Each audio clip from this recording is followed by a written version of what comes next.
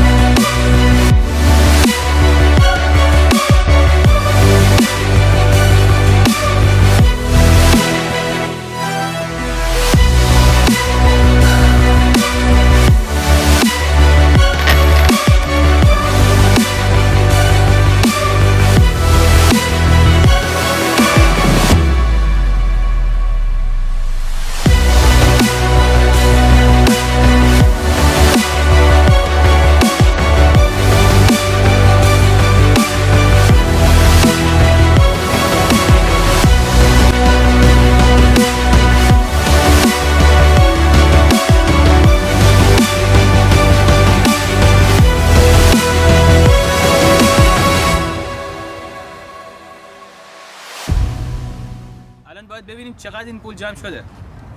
خب این 50 روبله، این 100 روبله، 150، این هم چند تا سکه ها. ببین چه جوریه.